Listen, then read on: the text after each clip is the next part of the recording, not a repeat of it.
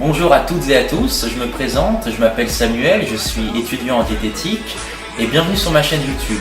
Ma chaîne porte sur la nutrition et le bien-être en général, donc si cette thématique t'intéresse, n'hésite pas à t'abonner à ma chaîne YouTube, à liker cette vidéo et à la commenter. Si tu souhaites me soutenir, j'ai ouvert un compte Utip où tu peux regarder une petite publicité ou me faire un don si tu veux pour faire avancer la chaîne.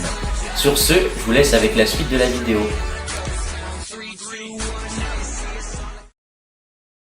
Alors aujourd'hui, nous allons voir s'il faut prendre en considération l'IMC et si c'est une mesure pertinente pour estimer la corpulence d'une personne. Déjà, qu'est-ce que l'IMC ? L'IMC signifie indice de masse corporelle.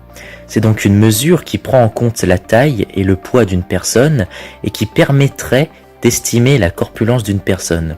Le calcul de l'IMC est vraiment très simple. C'est juste le poids en kilos divisé par la taille en mètres au carré. Et si le résultat obtenu est inférieur à 18,5, la personne est considérée en maigreur. Si l'IMC de la personne est compris entre 18,5 et 25, alors cette personne est considérée comme ayant une corpulence normale. Un IMC entre 25 et 30 correspondrait à une personne en surpoids, et un IMC supérieur à 30 renverrait à une personne en obésité. Mais donc, est-ce qu'il faut vraiment prendre en compte l'IMC pour savoir si notre poids est souhaitable ?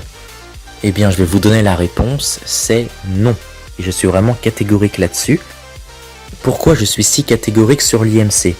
Parce que déjà, ce calcul est vraiment beaucoup trop simpliste. Il ne prend pas en compte le sexe de la personne, il ne prend pas non plus en compte l'âge de la personne, il ne prend pas en compte le taux de masse maigre et le taux de masse grasse de la personne. Et ça, c'est le plus important. Le taux de masse maigre comprend la masse musculaire, mais aussi la masse osseuse.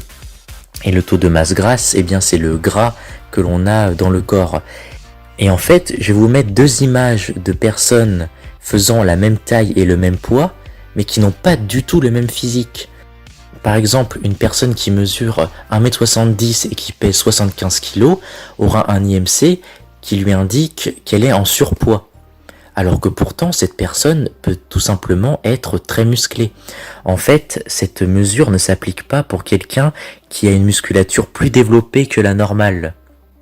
Mais que vous soyez musclé ou non, selon moi, il ne faut vraiment pas prendre en compte l'IMC. Le plus important, c'est vraiment votre rendu dans le miroir. Est-ce que vous avez l'air d'être en surpoids ou non ? Quel est votre tour de taille ? Est-il dans la normale entre guillemets ? Mais donc ce n'est vraiment pas une mesure pertinente à prendre en compte. Même je vais vous dire une chose, selon moi, le poids sur la balance, il ne faut vraiment pas y faire attention, car en fait votre poids sur la balance peut vraiment fluctuer juste avec, par exemple, de l'eau que vous pouvez avoir dans le corps.